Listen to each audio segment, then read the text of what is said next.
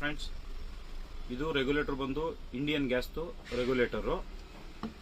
ಇದು ಭಾರತ್ ಗ್ಯಾಸ್ ರೆಗ್ಯುಲೇಟರು. ಇದು HP gas ರೆಗ್ಯುಲೇಟರು. ಇದು ಬಂದ್ಬಿಟ್ಟು ಪ್ರೈವೇಟ್ ಸಿಲಿಂಡರ್ ರೆಗ್ಯುಲೇಟರು.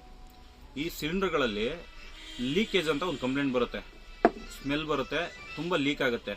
ಅದಕ್ಕೆ ಒಂದು ಸಣ್ಣ ವಾಷರ್ದು ಕಾರಣ ಆಗಿರುತ್ತೆ. ಇದೊಂದು ವಾಷರು ಸಿಲಿಂಡ್ರಲ್ಲಿ ಕಟ್ಟಾಗಿರುತ್ತೆ.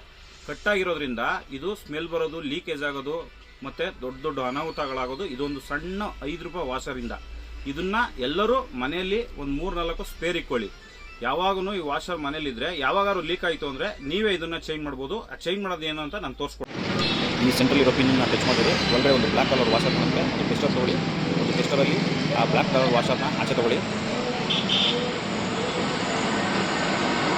ಆಚೆ ತೊಗೊಂಡ ತಕ್ಷಣ ಈ ಹೊಸ ವಾಷರ್ ಏನಿದೆ ಅದನ್ನು ಪ್ರೆಸ್ ಮಾಡಿಬಿಟ್ಟು ಲಾಕ್ ಮಾಡಿದ್ರೆ ಅಷ್ಟೇ. ಸಿಂಪಲ್ಲಾಗಿ ಅದು ಒಳಗಡೆ ಕೂತ್ಕೊಳುತ್ತೆ. ತುಂಬ ಸಿಂಪಲಾಗಿ ಕೂತ್ಕೊಳುತ್ತೆ. ನೆಕ್ಸ್ಟು ರೆಗ್ಯುಲೇಟರ್ ಹಾಕಿ ಸ್ಟವ್ ಆನ್ ಮಾಡಿದಾಗ ಯಾವುದೇ ಥರ ಲೀಕ್ ಬರೋಲ್ಲ, ಯಾವುದೇ ಥರ ಸ್ಮೆಲ್ಲು ಬರೋಲ್ಲ, ನೀಟಾಗಿ ಕೂತ್ಕೊಳುತ್ತೆ. ಇದು ಎಲ್ಲರೂ ಉಪಯೋಗ ಮಾಡ್ಕೊಳ್ಳಿ. Thank you.